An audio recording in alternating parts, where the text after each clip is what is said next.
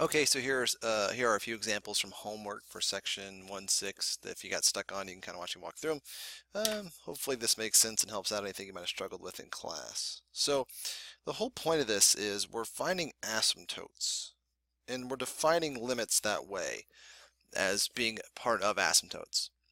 So the first thing is to figure out where would these possible things occur. Well, but really to do that, you have to think of the domain, because if it's a vertical asymptote, it's gonna be something where it goes up along it towards this way or down this way towards it.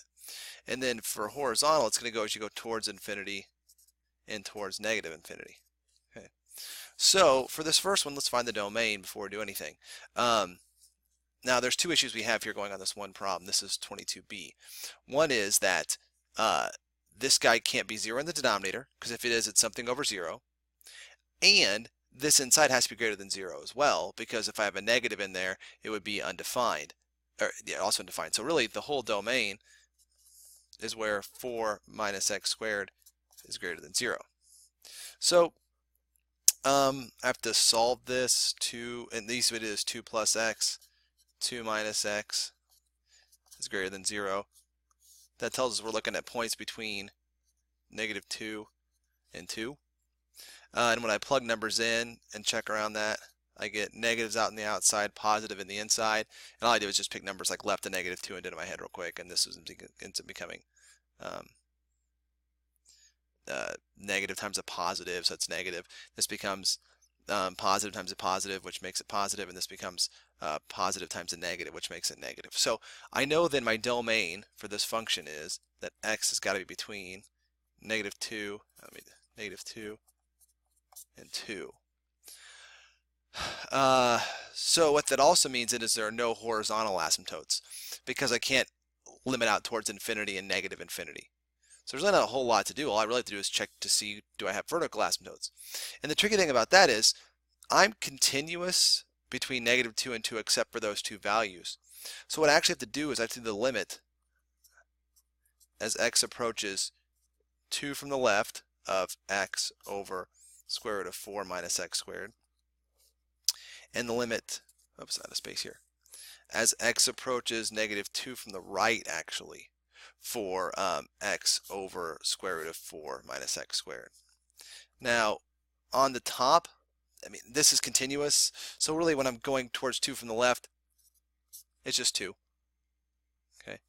Oh, and if you're wondering why I picked 2 from the left, let's look at, if I look at the graph here, sorry, I probably should explain that too. I'm at negative 2, between negative 2 and positive 2. That's where I'm like fitting the graph in somewhere in the middle here. And I know what this looks like because I already looked it up on the computer beforehand. We'll look at it in a second together when I get done with the limits, because I want to do this like without having graphed it. But there's stuff going on in here. So the question is, do I limit as I come to 2 from the left or from negative 2 from the right? So that's what I'm looking for. So that's why I'm doing 2 from the left and negative 2 from the right. Now, in order to do the next part here, I know the denominator is going to go towards 0. But I want to be able to think about this in terms of like positive 0 or that negative 0 we talked about in class. It's not really proper notation, but it's a better idea. So if I plug in a number close to 2 from the right, I actually don't even have to do much with it. I know from the table I did up here, oh, it's going to be positive down here as it gets close to 0. So this is that quote unquote positive 0. So I have 2 over a really small positive number. This guy's going to go to infinity. Now from negative 2 from the left, the top will go towards negative 2, and the bottom, again, if I go to factor this out, 2 plus x, 2 minus x, and I'm sorry it's sloppy, but just I write sloppily. I'm still going towards 0 because I'm coming towards negative 2 from the right, so it's going to be 0, but again, it'll be that positive, quote-unquote, positive 0. So negative over a positive number that's tiny, negative infinity. So I do have vertical asymptotes. X equals 2 and negative 2, because I'm approaching negative and positive infinity as I look at the graph. Horizontal asymptotes, none. And that's because I'm never going to level off towards positive infinity or negative infinity. Now, if I look at that problem on the computer, y equals x divided by 4 minus x squared to the 1/2 this is what we see. And here are the two lines, and I'll make them dashed. Object properties, style, let's do dashed lines like that.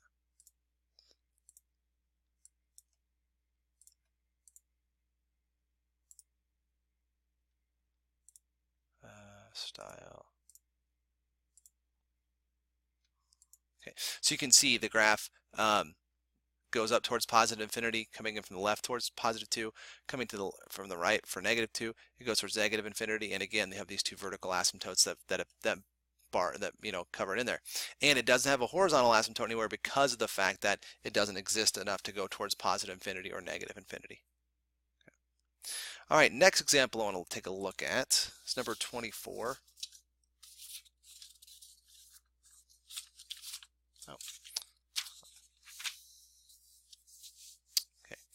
Number 24, same thing. The first thing you have to look for is domain to look for the vertical and horizontal asymptotes.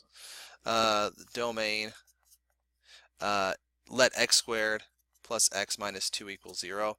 That's x plus 2 times x minus 1. It gives me then positive 1 and negative 2. Now, what'll make this easier I'm going to check out the limit, I guess I should say. I have to do like actually 4 limits technically. I need to do the limit as x approaches 1 from the right, limit as x approaches 1 from the left, limit as x approaches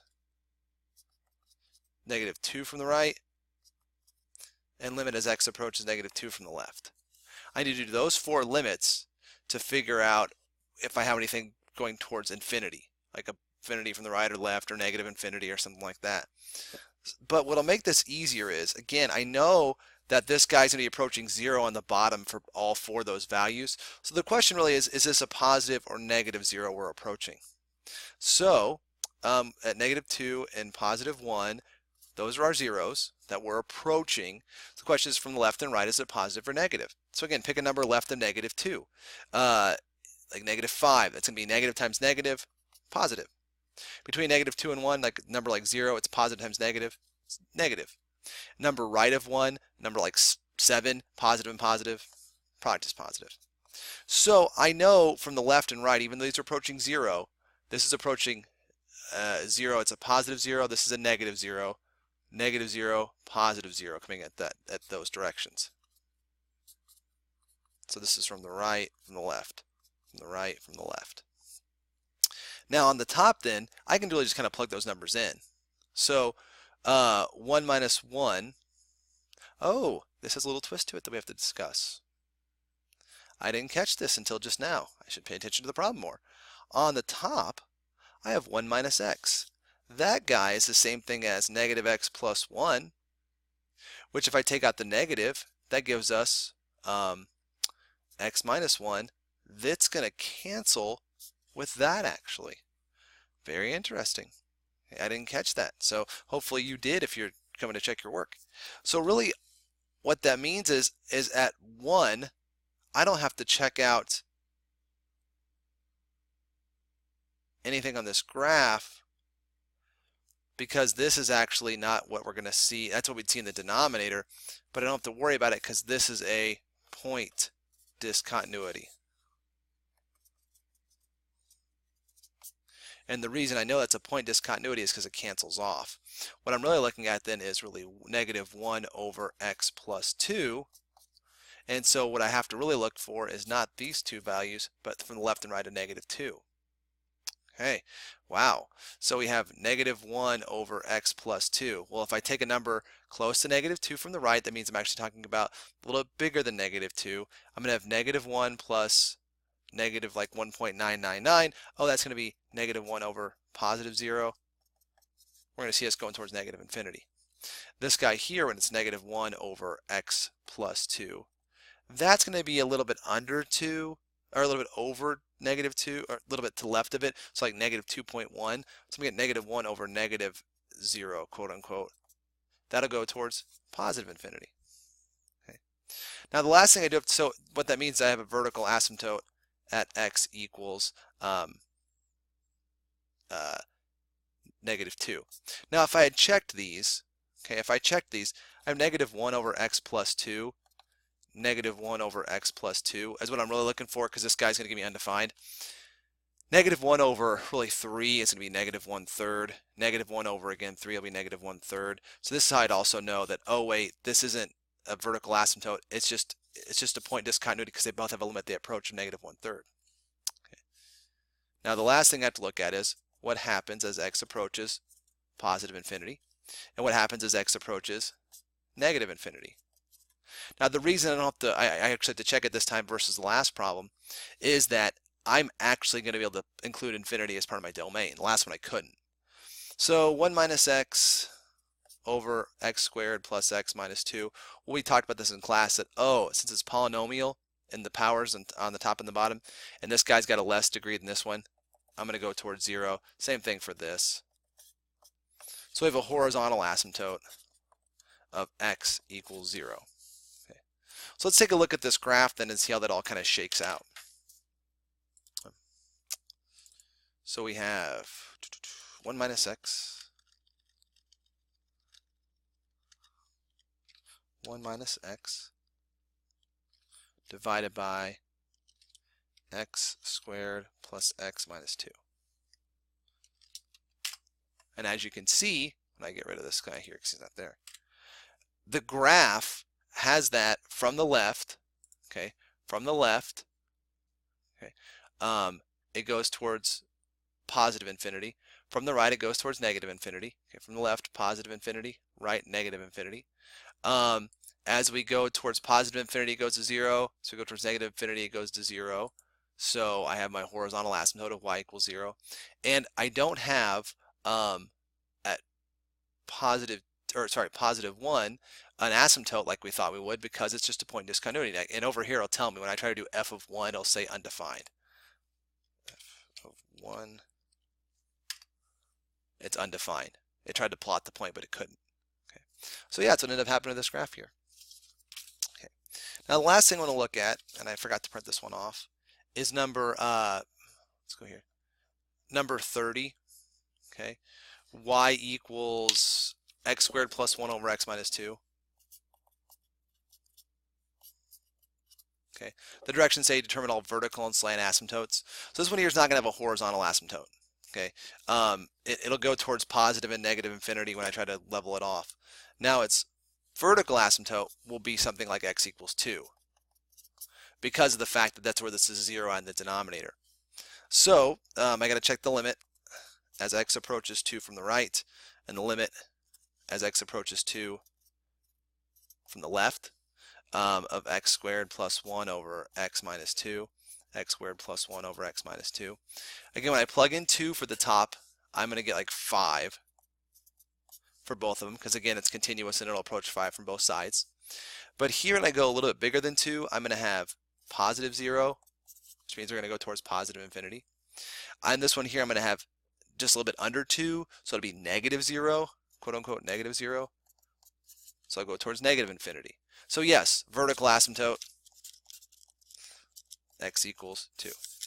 Now, if I try to do my horizontal asymptote, I'll just do it as one side.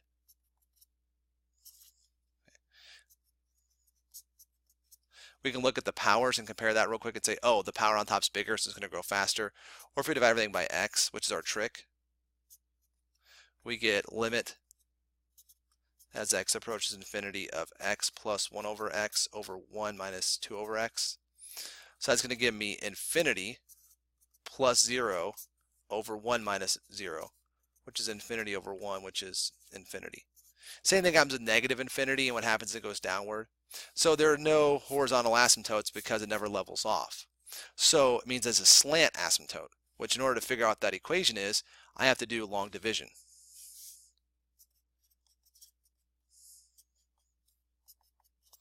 So x squared, I can go into x times, so x squared minus 2x. Switch the sign. 2x plus 1 plus 2. That ends up being then 2x minus 4, which switch the signs plus 5. So plus 5 over x minus 2. Well, this is going to level off towards 0. So my slant asymptote is y equals x plus 2. Okay. And let's take a look at that graph.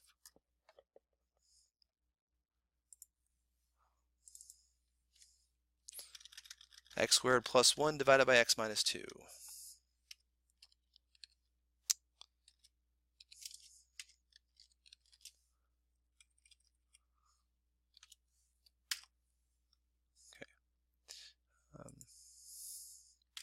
So vertical asymptote is x equals 2.